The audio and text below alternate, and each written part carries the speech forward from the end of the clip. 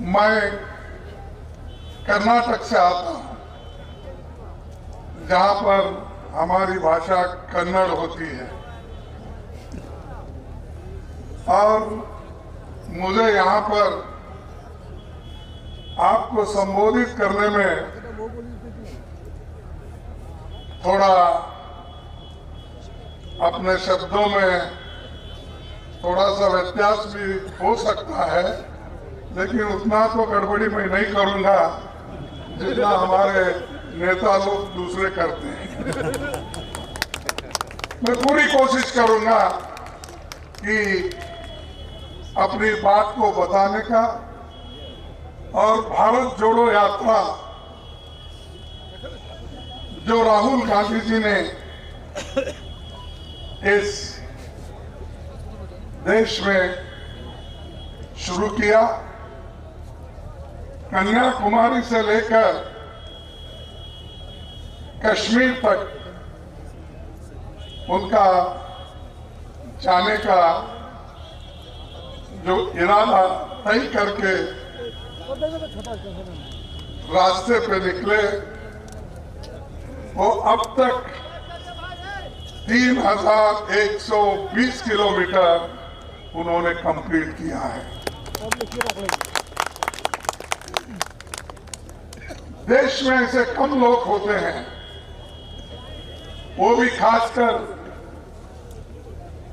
इस युग में। बहुत से युग चल नहीं पाते और उसूलों के लिए लड़ने वालों की संख्या भी बहुत कम हो गई। जैसा कि बिहार एक जमाने में माना जाता था कि यहां पर कांग्रेस पार्टी के बड़े बड़े नेता अपने उसूलों पर चलकर इस बिहार की तरक्की की थी। खासकर श्री बाबू जो सबसे ज्यादा दिन साल उन्होंने मुख्यमंत्री पद पे रहा और बहुत से नए नए चीजों को, तरक्की के चीजों को इस बिहार में लाया और उनके साथ और भी कांग्रेस के 3-4 बड़े चीफ मिनिस्टर यहां हो गए और उसी के साथ नेहरू जी के जमाने में, इंदिरा जी के जमाने में भी जो केंद्र में 32 साल तक जगजीवन राम जी अपना एडमिनिस्ट्रेशन में कामयाबी के साथ हाथ बटाए। तो ऐसी धरती है, एक तरफ पॉलिटिकल लीडर्स, एक तरफ भगवानों की धरती। अब ये तो स्थान बहुत मशहूर है और इस स्थान के वजह से यहाँ लाखों लोग आते हैं, यहाँ के भगवान के दर्शन लेते हैं और इससे आगे बढ़ के भी महात्मा गांधी जी का एक मोहनदास करमचंद गांधी जी से जो महात्मा बने वो भी बिहारी है। चंपारण का सत्याग्रह और यहां पर से जो कांग्रेस पार्टी का एक एजिटेशन शुरू हुआ, जैसा कि आज भारत जोड़ो यात्रा राहुल गांधी जी कर रहे हैं, वैसा चंपारण सत्याग्रह ये महात्मा गांधी जी की वजह से चला। और यही धरती है जहां पर महावीर पैदा हुए। यही धरती है जहां पर गौतम सिद्धार्थ को बुद्ध बनाया। ये भी बिहार का ही। तो बिहार ऐसा है कि दुनिया को रोशनी देने वाला जगह है, मार्गदर्शन करने वाला एक स्थान है। लेकिन यहाँ के लोग मजदूरी के लिए, पेट भरने के लिए बाहर जाते हैं, क्योंकि यहाँ पर कोई कारखाने नहीं है, कोई बड़ा जो लोगों को, युवकों को काम मिले, ऐसा कोई यहाँ पर कारोबार नहीं है। और आज की सरकार तो ये सिखाती है युवकों को, सबको नफरत का मार्ग दिखाती है, लोगों को नौकरी नहीं देती। और आज महंगाई इतनी बढ़ रही है, पूछो मत, आसमान छू रहे हैं। और हमारी आर्थिक स्थिति दिन पे दिन कमजोर होती जा रही है। चलो। और मोदी जी हमेशा हमको कहते हैं, भाई कांग्रेस पार्टी 70 साल में क्या की। अरे अगर हम 70 साल में कुछ नहीं करते तो मोदी जी आप इस देश के प्रधानमंत्री नहीं बनते।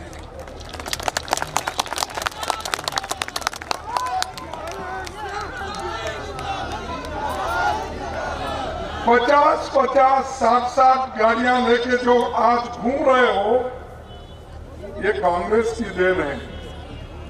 क्योंकि कांग्रेस ने जमहूरियत को बचाया, कांग्रेस ने संविधान को बचाया। इसीलिए आज आप जैसे आदमी प्रधानमंत्री इस देश के बने, और मेरा जैसा एक गरीब का बेटा भी अपोजिशन लीडर और एआईसीसी प्रेसिडेंट होकर आपके सामने है। ये हमारी देन है।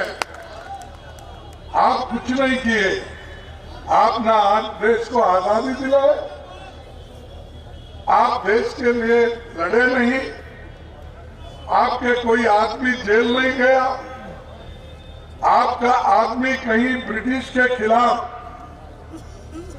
हाथ नहीं उठाया। सब कुछ कांग्रेस ने किया, देश को आजादी दिलाई। देश की तरक्की के लिए पंडित जवाहरलाल नेहरू जी ने 5 ईयर प्लानिंग के साथ देश को आगे बढ़ाया। ये एम्स किसका है? आईआईटी किसके हैं? मेडिकल कॉलेज किसके हैं? इंजीनियरिंग कॉलेज किसने बनाया? आज जो बहुत से टेक्नोक्रेट हमको दिखते हैं देश के अंदर और देश के बाहर, और जब वे मोदी जी जाते हैं वहां बहुत से डॉक्टर, इंजीनियर्स वो तालियां बजाते हैं। वो कौन है? अरे जिनको हमने विद्या दी, जिनको हमने ग्रेजुएट बनाया, जिनको हमने इंजीनियर बनाया, वही लोग आपका स्वागत वहां करते हैं। वो तो आपके जमाने में तो नहीं बने आप, लेकिन उसको आप गुमराह कर रहे हैं। उनको कुछ गलत सलत बोलकर हेट की पॉलिसी, एक दूसरे के खिलाफ समाज को तोड़ना, धर्म के नाम से अलग करना, गरीबों को कुचलना, ये काम बीजेपी का है। हमारा काम सबको जोड़ना है। भारत जोड़ो, इसीलिए ये यात्रा यहां से प्रारंभ हम किए हैं और ये कम से कम 1200 किलोमीटर ये चलने वाला है और बोधगया में इसकी आखिरी समापन होगा। तो ये काम हम करते हैं, शांति से लड़ते हैं।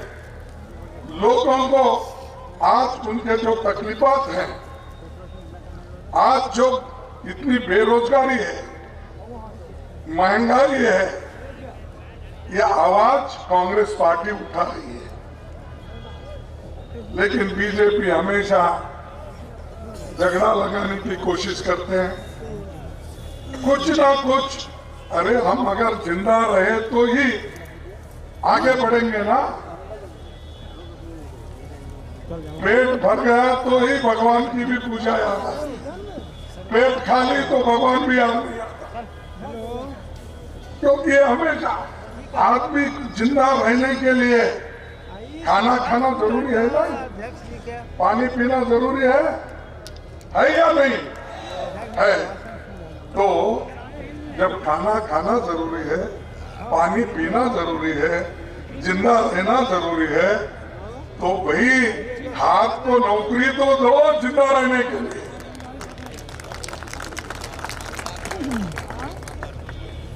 नए नए स्कीम लाए। यहाँ के नौजवान में देखा, एक साल पहले बहुत बड़ा वो आंदोलन हुआ अग्निवीर का। देखो साहब, मैं आपसे कह रहा हूं, इस देश में 30 लाख सरकारी नौकरी खाली है। कितने? 30 लाख। वो रेलवे में 3,50,000, डिफेंस में, पैरामिलिट्री में, एजुकेशन में, और जो एडेड इंस्टीट्यूशंस हैं, जो सरकार पैसा देती है, वो सबको अगर आप कन्याकुमारी से दिल्ली तक या दिल्ली से कश्मीर तक गिनेंगे तो 30 लाख सरकारी नौकरी है। अरे परमानेंट नौकरियां दो। क्यों हमारे युवकों को आस दिला रहे हो? अग्निवीर लो, कितने साल के लिए? 4 साल के बाद क्या कर रहा हो? भुट्टे भुनना, पकोड़ा। तो अगर देश के लिए नौजवानों को ऐसी स्थिति करेंगे, ये 30 लाख क्यों नहीं भर रहे, मैं पूछ रहा हूं। अब मैं देखा, जब अपने इसमें टीवी पे हमारे प्रधानमंत्री जी ये अपॉइंटमेंट ऑर्डर 71,000 लोगों का जो अपॉइंटमेंट किए थे हर डिपार्टमेंट में, तो उसका सर्टिफिकेट बांट रहे थे।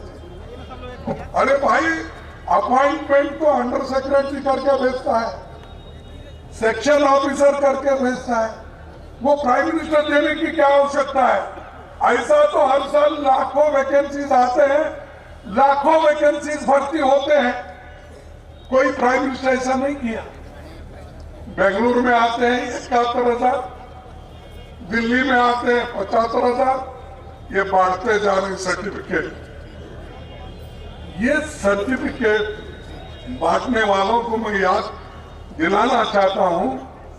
आप तो पहले कहते थे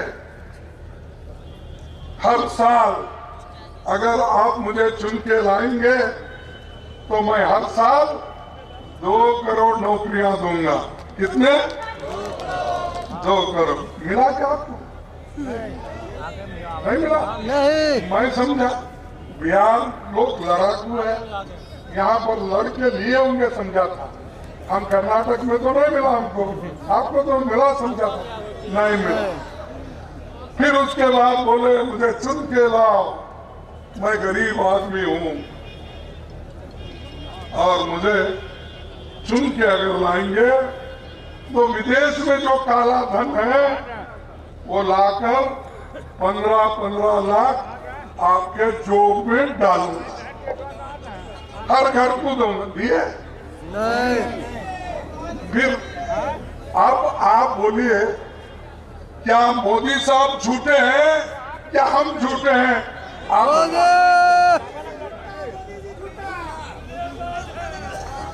लेकिन फिर भी मोदी को क्यों नौजवान लोग वोट डाल रहे समझ में नहीं। ये क्या हो रहा है इस देश में? हम तो देश के लिए लड़े, आजादी लाए, डेवलपमेंट किए, बहुत से कारखाने बनाए, सब कुछ किए, लेकिन चंद लोग वो मोदी मोदी बोलते हैं। अरे मोदी ने तो देश को बर्बाद किया, अब और एक सर्टिफिकेट लेके फिर रहे हो मोदी। परसों डिमोनेटाइजेशन हुआ ना, नोटबंदी, क्या बोलते नोटबंदी है ना, नोटबंदी। सुप्रीम कोर्ट में जजमेंट आया, जजमेंट आने के बाद वो बीजेपी के लोग हर टीवी में जाना, देखिए नहीं हम जो किए थे वो सुप्रीम कोर्ट ने अपहेल किया, सुप्रीम कोर्ट ने बहाल किया। अरे बाबा, ड्राइविंग लाइसेंस मिलने से अगर ड्राइवर ठीक ढंग से गाड़ी नहीं चलाता तो एक्सीडेंट हो जाता है। वैसा नोटबंदी करने का हक सरकार को है, लेकिन आपने जो गलत तरीके से किया उसके वजह से हमारे मां बहनों, छोटे मोटे व्यापारियों का, सबका नुकसान हुआ। देश को आर्थिक व्यवस्था उसकी बिगड़ गई, लेकिन आप वो सर्टिफिकेट बता रहे, सुप्रीम कोर्ट ने कहा इसीलिए हम जो किए वो ठीक है। कोई आपके सरकार के अथॉरिटी को चैलेंज नहीं किया। चैलेंज इस बात का हुआ, अरे भाई नोटबंदी करने से देश का बहुत बड़ा आर्थिक नुकसान होगा, यह हमने कहा। इससे उद्योग जाएंगे, गरीब लोग परेशान हो जाएंगे, किसान परेशान हो जाएगा, माँ बहनें जो हमारे बचा के रखे थे वो खत्म हो जाएगा, ये हमारा कहना था। ये पीड़ा हमने बताई, लेकिन मोदी जी, बीजेपी कभी नहीं सुनी। तो इसीलिए देखिए, बिहार से खाद गायब हुआ, सब एक एक करके गायब हो जाएगा। अगर मोदी ऐसा ही करते रहेंगे और आप बर्दाश्त करते रहेंगे तो उंगली दिए तो आदमी को निगल लेते हैं। ऐसी बीजेपी पार्टी है। इसीलिए मैं आप तमाम लोगों को यही बताना चाहता हूं कि हम जो लड़ाई लड़ रहे हैं, ये भारत जोड़ो यात्रा, नफरत छोड़ो भारत जोड़ो, ये इसलिए कर रहे हैं कि देश एक होगा। एक होकर अगर हम काम करेंगे, मिल के काम करेंगे तो देश की तरक्की भी होगी, देश एकता के साथ रखेगा, देश सबके लिए होगा। इसलिए हम ये चाहते हैं कि इस देश को हमको बचाना है, एक रखना है और प्रगति के साथ आगे बढ़ना है। तो दोस्तों, मैं और ज्यादा वक्त न लेते हुए मैं एक छोटी सी कविता, या उसको आप शायर बोलो, कविता बोलो, कुछ भी बोलिए, तो कर्मवीर कभी नहीं घबराते, कर्मवीर कभी नहीं घबराते, आपत्ति और अंगारों से वीर क्रांति कर देते हैं अपने शुद्ध विचारों से। ये हमारा शुद्ध विचार है। सबको साथ ले चलने का हमारा विचार है, सबके साथ सबको जोड़ने का हमारा है। तो इसीलिए ये भारत जोड़ो यात्रा जो राहुल गांधी जी कर रहे हैं, और यहाँ फिर आप हाथ से हाथ जोड़ो, और ये भारत जोड़ो की यात्रा जो आज हमारे कांग्रेस प्रेसिडेंट के नेतृत्व में जो चल रहा है, इसको आप सभी से मजबूत कीजिए। और वो नए प्रेसिडेंट बने हैं और उनके नेतृत्व में हम चाहेंगे हम तीनों गठबंधन के लोग स्वाभिमान के साथ एक जगह रहे, सबको जगह मिले। ऐसा न हो एक ऊपर एक नीचे, ये उधर ये इधर नहीं। जैसा एक आदमी स्वस्थ बनना है, अगर आपको स्वस्थ दिखना है तो उसके आंखें भी ठीक रहना, उसके हाथ भी ठीक रहना, उसका सर भी ठीक रहना, उसके पैर भी ठीक रहना, पेट भी ठीक रहना, तभी तो वो एक परफेक्ट आदमी बनता है। वो परफेक्ट रहेगा और देश के लोगों को, बिहार के लोगों को सुख और समृद्धि से आगे बढ़ाए। तो इतनी